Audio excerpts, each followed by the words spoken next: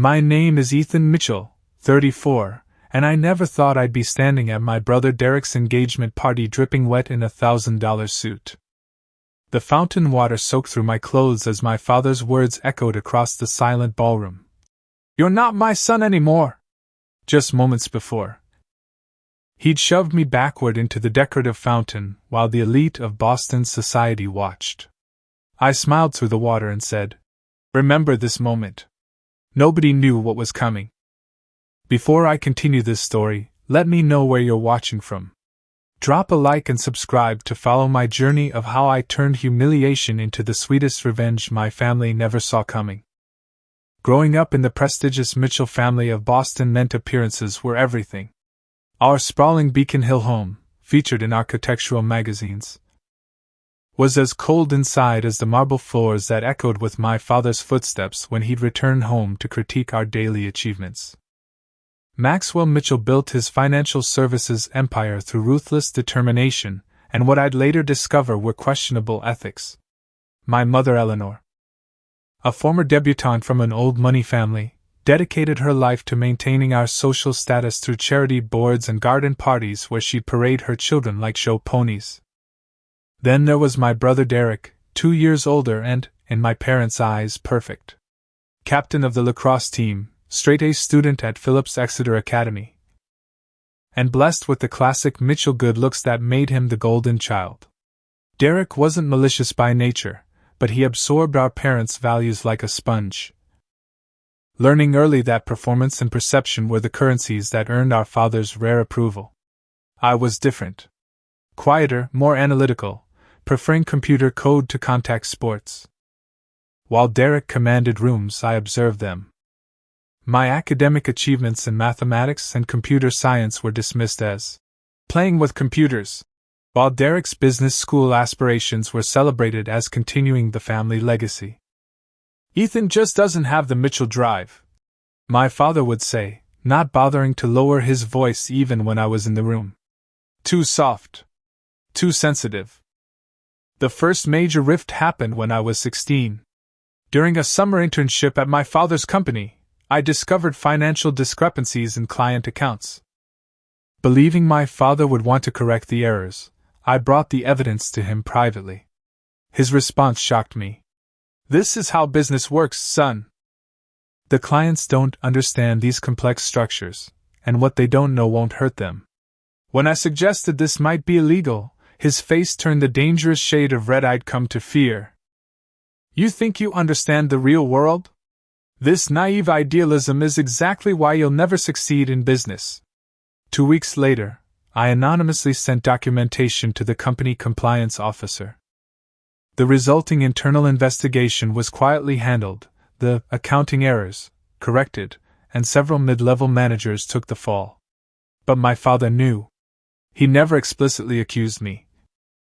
But the already cool relationship turned glacial. At 18, I left for MIT with barely a goodbye. My parents contributed the expected tuition for appearance's sake, but emotionally, I was on my own.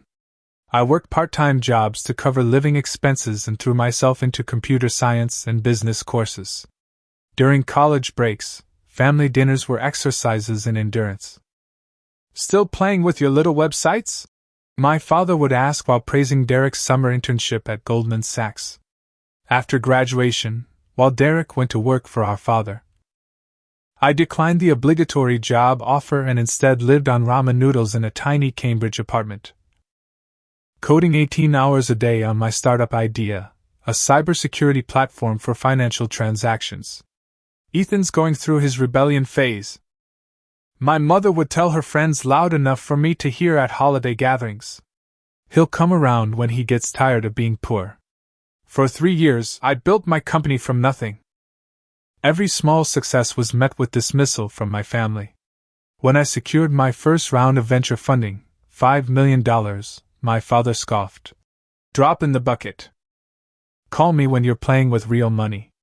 Everything changed when I met James Richardson at a tech conference in San Francisco. He was giving a keynote on digital marketing strategies, and his brilliant insights captured my attention. James had built his reputation transforming brand identities for Fortune 500 companies. Confident, articulate, and with a quick wit that could disarm even the most aggressive personalities, he was everything I admired. Our conversation at the conference after-party lasted until the venue shut down.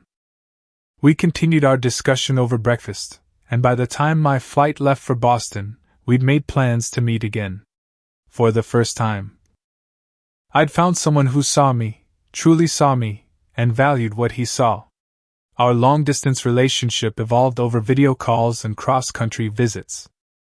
James understood my family dynamics because he'd grown up with similarly demanding parents. The difference was that he managed to win their respect through his career success. "Your family's approval isn't worth compromising who you are," he told me one night after I'd endured another dismissive phone call from my mother. A year later, James relocated his consultancy to Boston, and we moved in together in a Back Bay apartment. My family wasn't explicitly told about our relationship. They never asked about my personal life. And I'd stopped volunteering information years ago. As my company grew, securing major financial institutions as clients, the industry took notice. A feature in the Wall Street Journal highlighted our innovative approach to transaction security. I sent the article to my parents and Derek. "Nice little write-up," was my father's only response. James and I married in a private ceremony in Provincetown, attended by close friends and James's family. We didn't invite the Mitchells. I wasn't ready to give them the opportunity to reject this most important relationship in my life.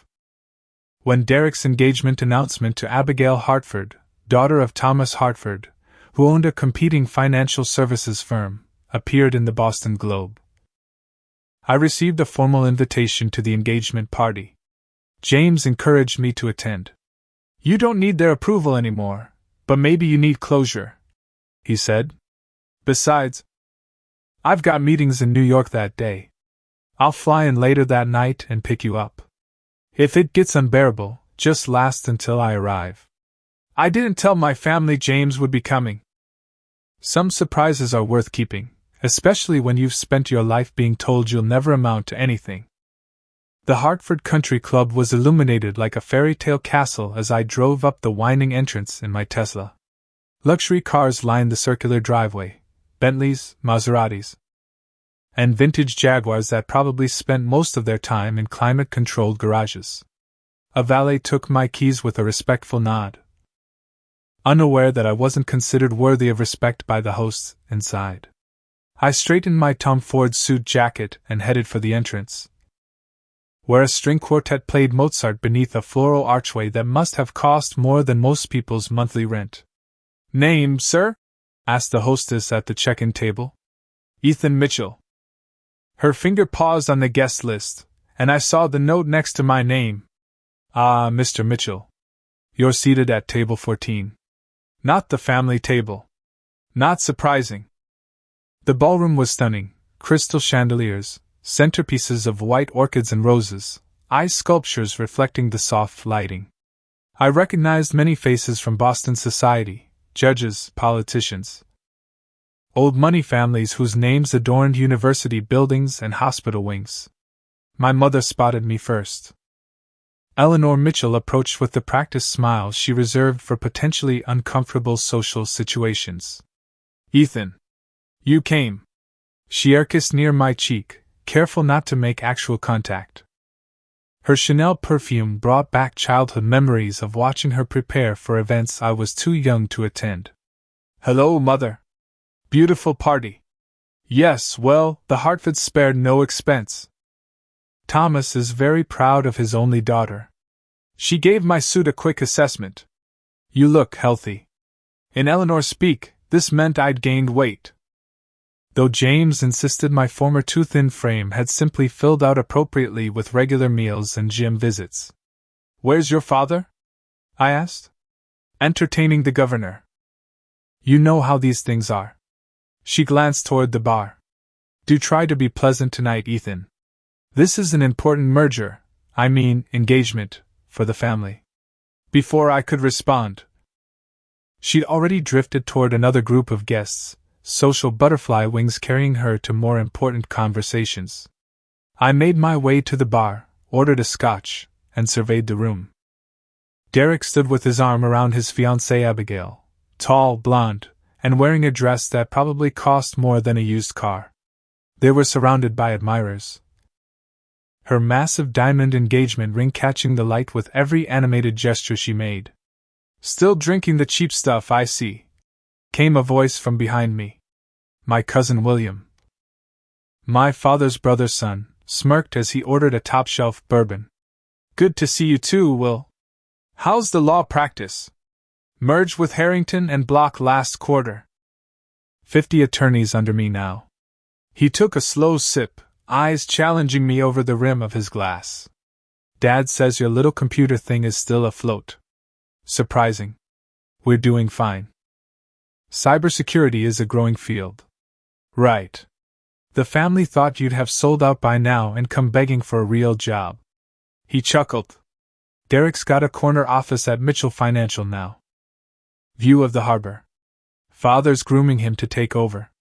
I just nodded, not bothering to mention that my company now secured transactions worth billions of dollars daily, or that our client list included 3 of the world's largest banks. Will drifted away, and I made my way toward Derek and Abigail, determined to at least congratulate them properly. "Ethan!" Derek's greeting was loud, designed to show others he was acknowledging his less successful brother. "You actually showed up. Wouldn't miss it," I said, offering my hand. His handshake was firm, competitive. "Congratulations to both of you." Abigail smiled with genuine warmth. "Thank you for coming, Ethan. Derek tells me you run your own tech company?" Before I could answer, Derek cut in. "Little startup thing.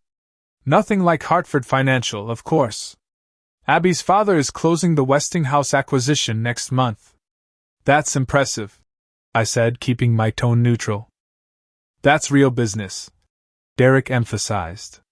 "Speaking of which, Dad's introducing me to Senator Phillips tonight. Apparently. There's a finance committee position opening up that would be perfect for a Mitchell." I recognized the dismissal but tried once more with Abigail. "I hope we can get to know each other better. Perhaps dinner sometime?" "That would be nice," she began, but Derek interrupted again. "We're booked solid until the wedding. Society obligations, charity boards, you know how it is." His smile didn't reach his eyes. "Or maybe you don't." I retreated to my assigned table, populated by distant relatives and friends of the Hartford family who looked vaguely confused about who I was. From across the room, I could hear my mother's distinctive laugh, the one she used when trying to impress someone. "That's the other Mitchell son," I overheard someone whisper. "The gay one who doesn't work in the family business."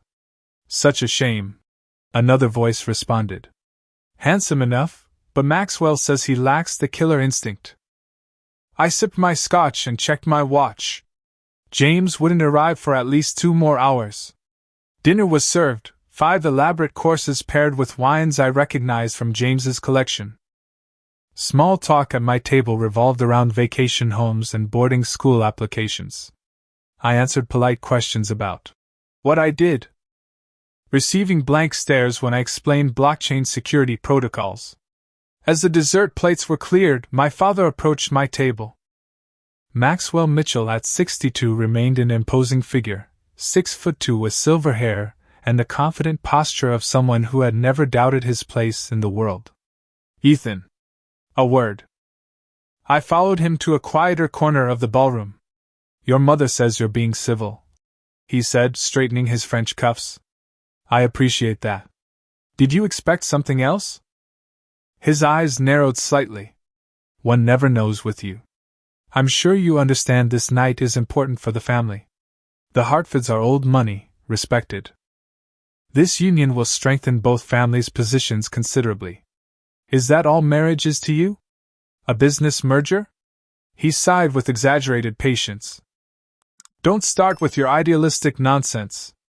You've always refused to understand how the world works. Speaking of which, that little company of yours.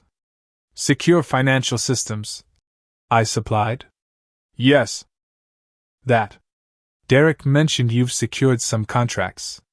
If you're ready to be serious, we could discuss bringing your operation under the Mitchell Financial umbrella.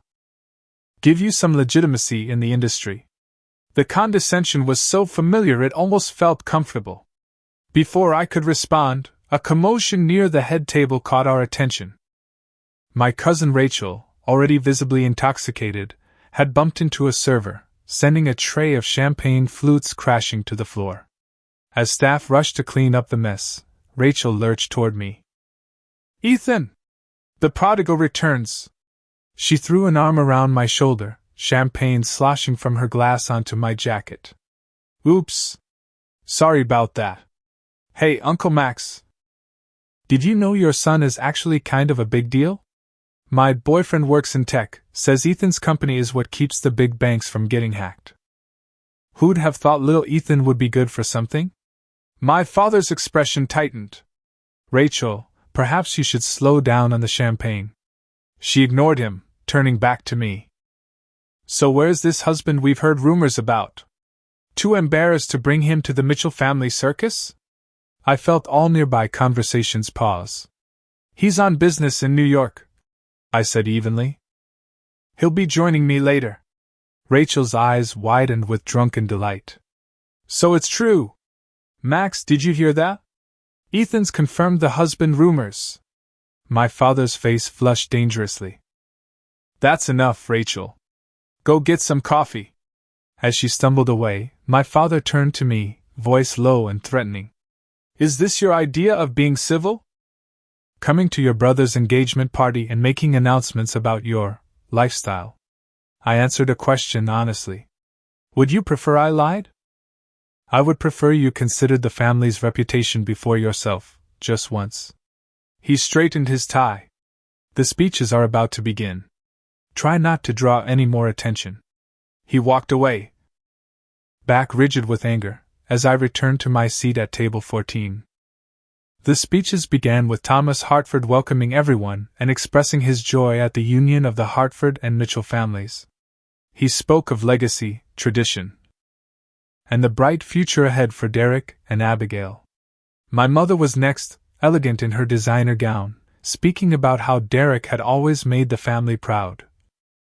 How he exemplified Mitchell values of excellence and leadership. She told a charming anecdote about Derek's first word being more, a sign, she joked, of his ambitious nature. Then my father took the microphone. Maxwell Mitchell commanded the room with the ease of someone accustomed to power.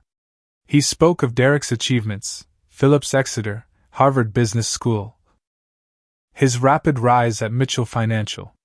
He praised Abigail's grace, intelligence, and suitable background. A father couldn't be prouder than I am of Derek, he said, raising his glass. He has exceeded every expectation, embodied every value we hold dear, and proven himself worthy of the Mitchell name in every way. The pointed omission of his other son hung in the air. And may you continue the proud traditions of both our families. Applause filled the ballroom as crystal glasses were raised. I joined in the toast, taking a small sip of champagne. As the applause died down, Derek stood to thank everyone. He was charismatic and polished, the perfect heir apparent.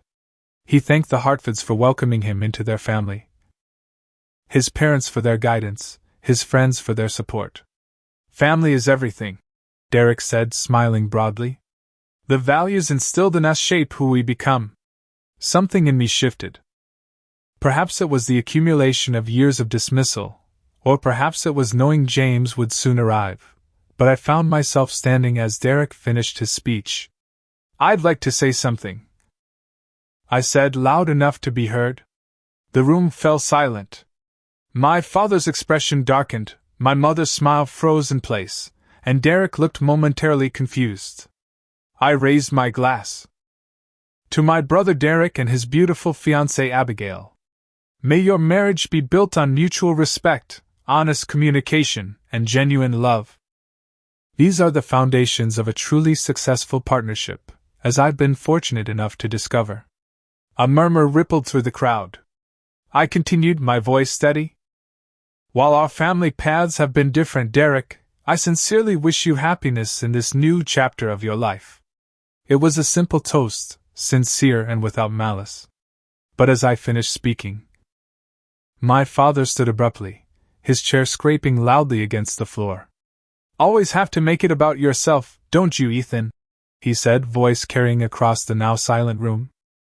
I was congratulating Derek and Abigail, I replied calmly. You were hijacking their moment to call attention to your own choices. He moved toward me, each word gaining volume. This night isn't about you or your alternative lifestyle. I didn't mention my lifestyle, Father. You just did. His face turned crimson. You come here after years of rejecting family responsibility, and think you can lecture us about relationships? What would you know about tradition or legacy? Perhaps more than you think, I said, maintaining my composure. Derek stood up. Dad, it's fine. Let's move on to the dancing. But Maxwell Mitchell was beyond hearing. Years of simmering disappointment in his younger son boiled over in the worst possible venue.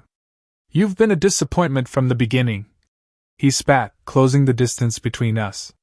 Weak. Defiant. Ungrateful. While your brother was continuing the Mitchell legacy, you were what?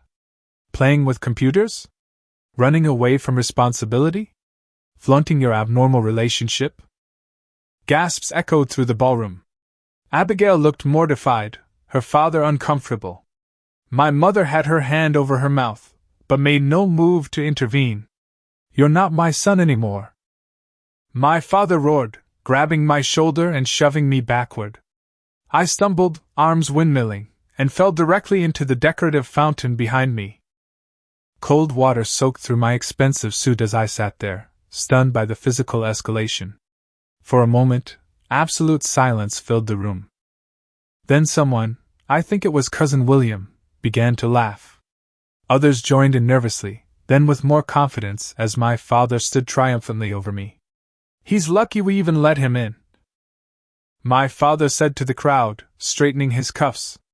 The remaining tension broke as people began to applaud, whether for the spectacle or in approval of my father's actions, I couldn't tell. I sat there in the fountain, water streaming down my face, designer suit ruined. But instead of shame, I felt a strange calm descend. This moment of public humiliation crystallized everything that had been wrong in my relationship with my family. I smiled, looking directly at my father. Remember this moment, I said clearly, my voice carrying despite the applause. Something in my expression must have unsettled him because his triumphant look faltered slightly. But he quickly recovered, turning to rejoin the head table as staff hurried over with towels. As I stood up, water cascading off me, the ballroom doors opened. James Richardson entered. Impeccably dressed in a tailored Armani suit, his confident stride drawing every eye in the room. James took in the scene immediately, me standing soaking wet by the fountain.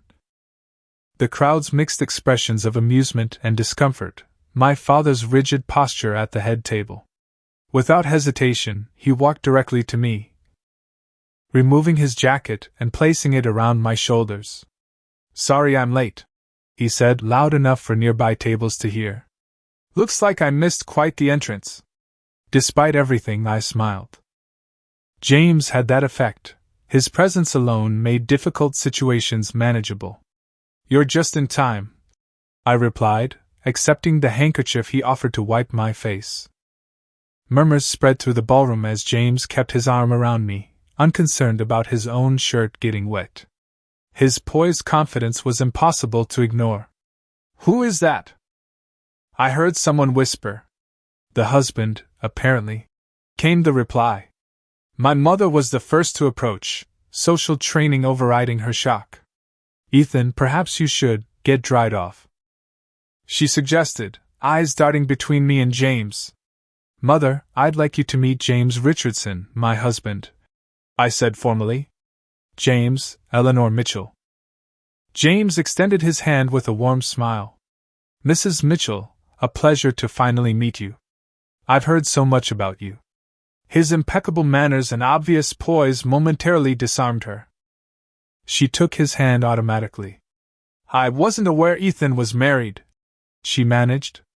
"2 years next month," James replied smoothly. "Small ceremony in Provincetown. Intimate but lovely." My father approached, face still flushed with anger but now tempered with the caution of a businessman confronting an unknown variable. "Maxwell Mitchell," he said curtly, not offering his hand. "James Richardson," my husband replied with a professional nod. "Unfortunate first meeting circumstances, but I'm glad to finally put a face to the name." Recognition flickered in my father's eyes. "Richardson, from Richardson Strategic Marketing?" "The same," James confirmed. "Your firm handled the Westinghouse rebranding last year," my father said slowly. "Among other campaigns, yes." The calculating look that crossed my father's face was one I recognized from childhood, the rapid reassessment when something or someone might be useful to him. Across the room, Thomas Hartford was making his way toward us, curiosity evident. As Abigail's father and CEO of Hartford Financial, he was one of Boston's most connected businessmen. "Richardson! I thought that was you," he called, approaching with genuine warmth. "Didn't realize you had connections to the Mitchell family." James smiled. "My husband is Maxwell's son, actually." Thomas looked between us, surprised. "Ethan is your husband? Well, that's wonderful. Your marketing campaign for transatlantic banking revolutionized their public image. Brilliant work." "Thank you, Thomas. How's Margaret?" James asked, referring to Hartford's wife with the familiarity of previous acquaintance. As they chatted comfortably about mutual connections, I watched my father's expression shift from dismissal to calculation. James wasn't just successful, he was connected at the highest levels of the business world my father revered. Meanwhile, the scheduled string quartet had begun playing again, attempting to normalize the atmosphere. Staff discreetly approached with more towels and offered to show me to a private room to change. "I have a spare suit in the car," James told me. "Black brioni that should fit you perfectly." Of course he did. James was always prepared. As I excused myself to change, I noticed Abigail approaching James, her expression curious rather than judgmental. By the time I returned in the dry suit, which did indeed fit perfectly, James was deep in conversation with the Hartfords, my father hovering nearby attempting to reinsert himself into the circle. Derek caught my eye from across the room, his expression unreadable. This wasn't how he expected his engagement party to unfold. I rejoined the group just as Thomas Hartford was saying, "And if you could look at our digital strategy, I'd be grateful. The financial sector is changing rapidly." "I'd be happy to," James was replying. "Actually, Ethan's expertise would be valuable there as well. His cybersecurity innovations are transforming how financial transactions are protected." Thomas turned to me with new interest. "Is that so?" "Derek mentioned you were in tech, but not specifically what you did." Before I could answer, the ballroom doors opened again.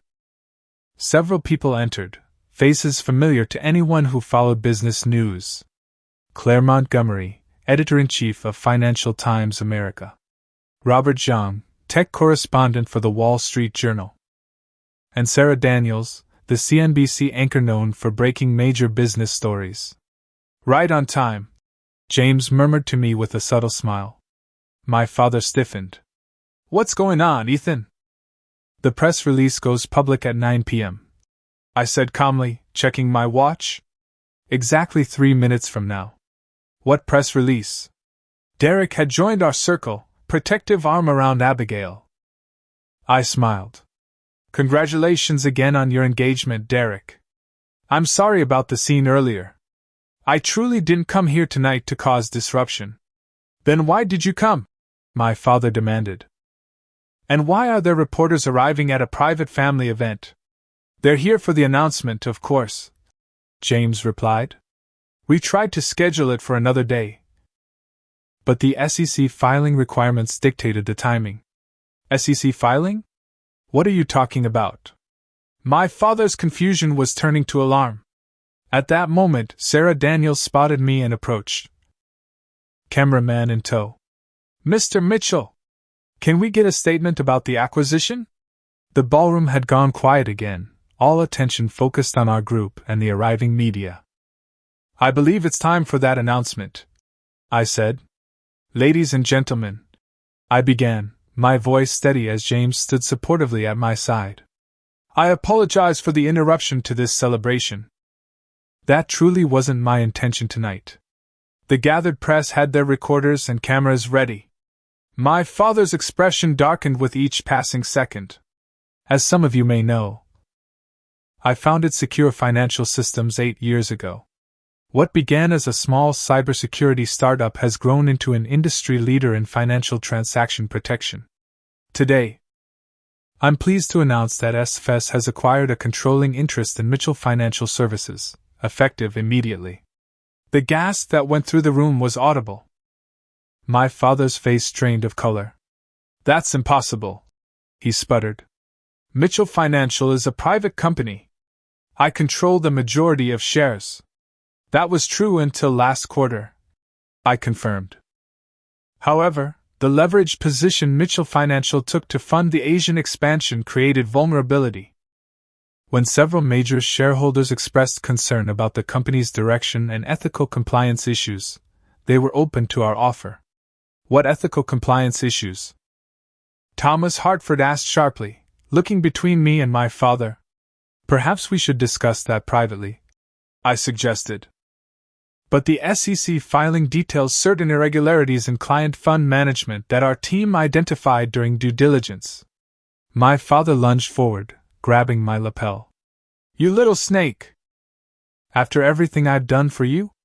Security personnel moved quickly to separate us, the scene capturing the attention of every guest and all cameras present. Maxwell, please, my mother pleaded. Mortification clear on her face.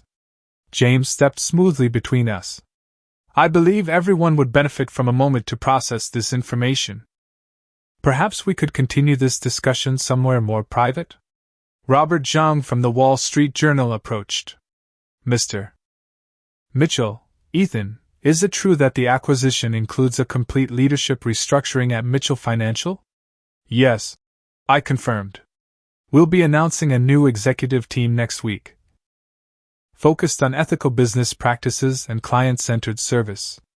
Derek pushed forward. What about me? I'm Senior Vice President. This is my future you're destroying. No one's future is being destroyed, Derek, I said calmly. All current employees will be evaluated based on merit and ethical conduct. Those who meet our standards will have opportunities in the new organization. The implications hung in the air. Derek had risen through the ranks on our father's patronage, not necessarily his own abilities.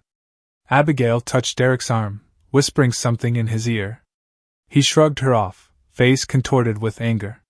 You've been planning this all along, he accused. Coming here tonight, pretending to support my engagement, it was all for show while you stabbed the family in the back. That's not true, I said firmly. The timing is unfortunate. But business and personal matters are separate. I genuinely wish you and Abigail happiness. Thomas Hartford had pulled out his phone, presumably checking the breaking news or contacting his own financial advisors. Maxwell, is what he's saying about ethical violations true? My father's silence was damning. Claire Montgomery from Financial Times approached. Mr. Richardson Mitchell, our sources indicate the SEC has been investigating Mitchell Financial for months. Was this acquisition a way to prevent potential prosecution? Our legal team has been transparent with regulators, I replied carefully. Proper controls are being implemented to ensure all operations meet not just the letter of the law but the highest ethical standards. My father's face had gone from pale to mottled red. You ungrateful, disloyal.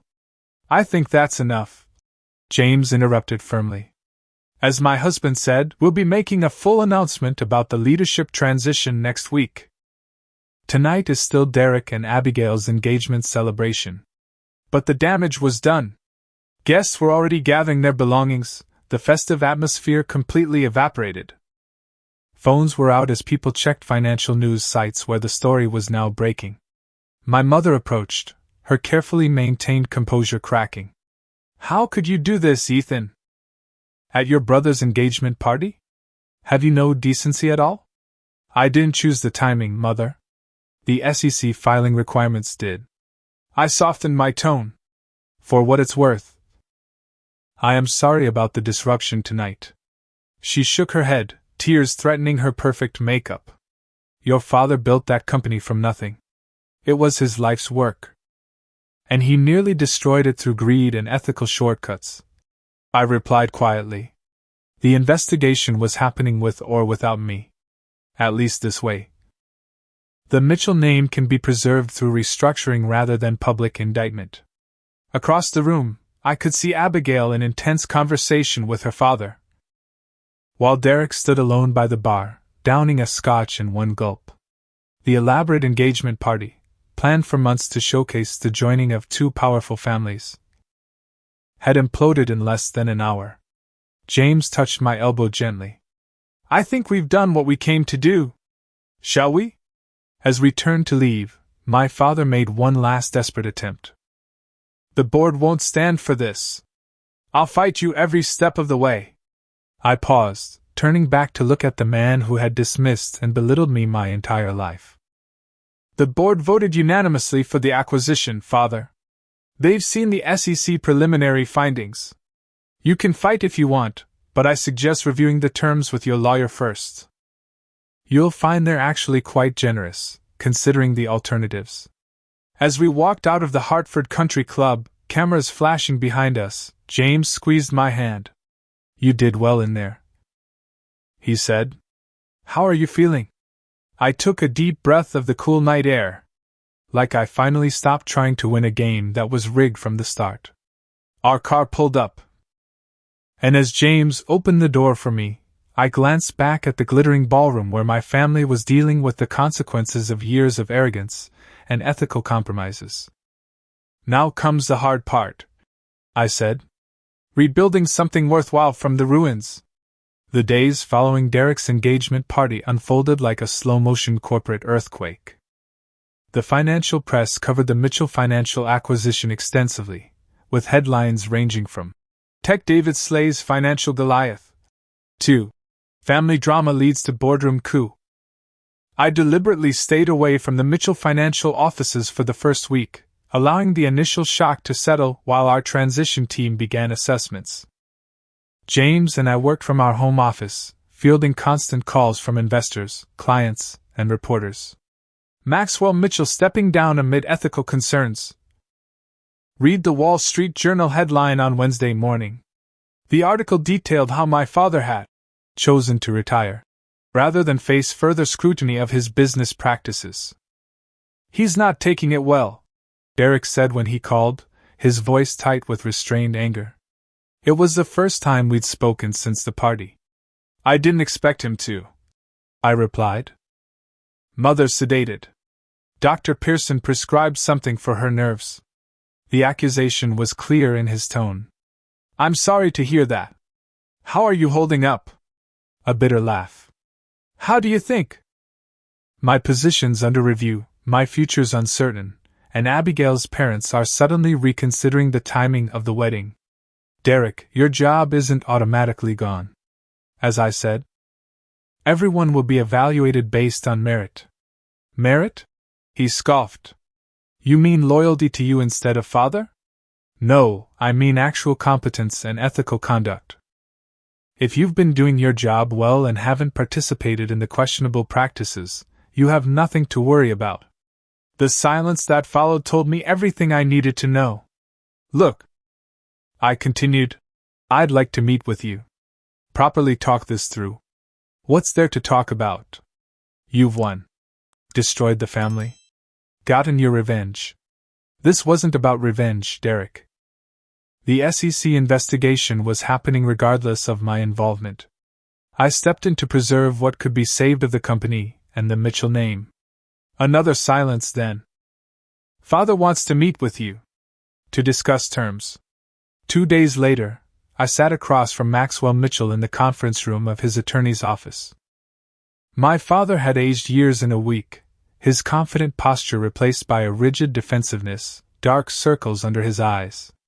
"Let's skip the pretense," he said as soon as the lawyers left us alone at his request. "What do you really want?" "Exactly what I've said publicly. To transform Mitchell Financial into an ethical, client-focused institution." "Bullshit." He leaned forward. "This is about punishing me. Getting back at me for not appreciating your choices." I maintained eye contact.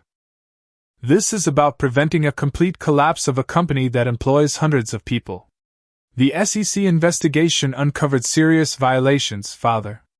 Without our intervention, there would be indictments, not just fines. So you're the savior now?" His laugh was harsh. "The son I dismissed, riding in to rescue the family legacy? I don't need your recognition anymore," I said quietly. "I stopped seeking it years ago." Something shifted in his expression, perhaps the first recognition that his approval no longer held power over me. "What happens now?" he asked, voice suddenly tired. "You have two options. Fight the acquisition, which would trigger a more aggressive SEC response and potential criminal charges, or accept the settlement package, which includes a generous financial arrangement and the official story that you chose to sell the company for expansion opportunities." He stared at the document before him. "And if I take the deal?" "You retire with your reputation publicly intact. The Mitchell name remains on the company. And you agree to never interfere with operations again." After a long moment, he picked up the pen.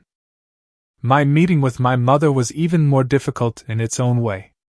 Eleanor Mitchell received me in the solarium of their Beacon Hill home, dressed impeccably as always, though the tremor in her hands as she poured tea betrayed her emotional state.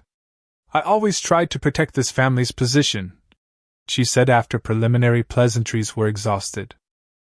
"Everything I did was to maintain what your father and I built." "Including dismissing who I really was?" I asked gently. Her eyes flicked up to mine, then away. "We had expectations, Ethan. Traditions. You chose to reject them at every turn. I chose to be authentic, Mother. There's a difference. And now? Destroying your father's company. Is that authentic too?" I set down my teacup. The company was already compromised by his actions. I saved what could be saved. He built that company for you boys. For the Mitchell legacy. "No," I corrected her. "He built it for himself, for his ego. Derek and I were just extensions of that ego." Her hand trembled more visibly. "He loved you both, in his way. His way was conditional, based on compliance and reflection of himself." I leaned forward. "But I didn't come here to rehash the past. I came to talk about moving forward." "What does that mean?" "It means you have choices too, Mother. Continue defending behavior that was indefensible, or acknowledge the reality and adapt." Eleanor Mitchell had spent her entire adult life adapting, molding herself to fit the expectations of Boston society, sacrificing authenticity for acceptance. The irony wasn't lost on either of us. Derek proved the most surprising in the aftermath. When we finally met for dinner at a neutral restaurant, his initial hostility gradually gave way to uncomfortable questions about his own role in the company. "The Anderson account," he said, staring into his whiskey. "I knew something wasn't right with the reporting structure. But when I questioned it, Father said it was specialized accounting and not to worry. Did you look into it further?" I asked. His silence was answer enough. "That's the difference between us, Derek," I said without judgment. "When I found ethical issues, I couldn't let them go, even when it cost me our father's approval. You chose a different path." "So I'm out then?" he asked, meeting my eyes directly for the first time. "That depends on you. The company needs restructuring, but also continuity. You know the clients, the relationships. If you're willing to commit to the new ethical standards, there could be a place for you. Under your leadership." His tone made it a statement, not a question. Yes. He considered this, pride warring with practicality. And Abigail? Her father's pulled back on supporting the wedding. That's between you and Abigail. But if she's only with you because of the Mitchell name and position, perhaps it's better to know that now. Our conversation continued late into the night. Moving from business to more personal territory, childhood memories, the pressure of our father's expectations, the competition that had always defined our relationship. I never hated you, you know, Derek said as we were paying the bill. I just didn't understand you. Still don't, completely. You never tried to. I pointed out. But maybe now you can. The most surreal moment came 3 weeks after the acquisition, when my parents, Derek and I, sat in a therapist's office, a condition I had set for their continued involvement with the company and family assets. Dr. Levine, a specialist in family business dynamics, watched calmly as my father initially refused to engage. My mother tried to smooth over decades of dysfunction with platitudes, and Derek oscillated between resentment and genuine curiosity about a healthier family system. This is ridiculous, my father muttered 20 minutes into the session. Grown men don't need to talk about their feelings. And yet here we are, I replied, because not talking has led us to this point. By the end of the hour, tiny cracks had appeared in decades-old patterns. It wasn't transformation, that would take much longer, if it happened at all, but it was a beginning. As James and I drove home from that first session, he asked, "Do you think they can actually change?" I watched Boston's skyline come into view, thinking about systems and patterns. About power and vulnerability. I don't know, I answered honestly. But for the first time, they don't have a choice but to try. 6 months after the fateful engagement party, Mitchell Secure Financial was emerging as a different kind of company. The sleek glass headquarters still bore the Mitchell name, but the culture inside had transformed. Gone were the cutthroat incentives that had rewarded ethical corner-cutting. In their place, a new emphasis on transparency, client service, and work-life balance was taking root. Not everyone had survived the transition. Several senior executives who had been deeply involved in the questionable practices were quietly let go with appropriate severance packages and non-disclosure agreements. Others, who had merely been following orders, were retrained and given second chances under clearer ethical guidelines. Derek, somewhat to my surprise, had risen to the challenge. After initial resistance, he threw himself into learning the legitimate side of the business, discovering he had talents that had been overshadowed by our father's domineering approach. He now headed client relations, his natural charisma channeled into building trust rather than facilitating deception. Abigail called off the engagement, he told me during one of our now regular lunch meetings. I'm sorry to hear that, I said, genuinely concerned for his feelings. He shrugged, stirring his coffee. Don't be. She was right to do it.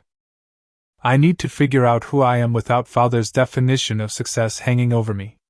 That's surprisingly insightful, Derek. A ghost of a smile crossed his face. Yeah, well, those therapy sessions must be working. He paused. She's dating someone new already. Investment banker from New York. And how do you feel about that? Honestly? Relieved. There was always this pressure with her, keeping up appearances, saying the right things to the right people. It's exhausting. Welcome to authenticity, I said, raising my water glass in a mock toast. It's terrifying but worth it. My relationship with my parents evolved more slowly, with frequent backsliding into old patterns. My father initially refused to attend any family functions where James would be present, but gradually, financial necessity and social isolation wore down his resistance. The first time Maxwell Mitchell addressed my husband directly without obvious disdain was at a charity gala supporting LGBTQ youth, an event Mitchell Secure Financial now sponsored prominently. The conversation was brief and awkward, but it happened. He actually asked about the marketing strategy for the Hong Kong expansion, James reported afterward, amused. I think that's his version of an olive branch, acknowledging my professional expertise. My mother adapted more readily, her social instincts eventually overriding her prejudices.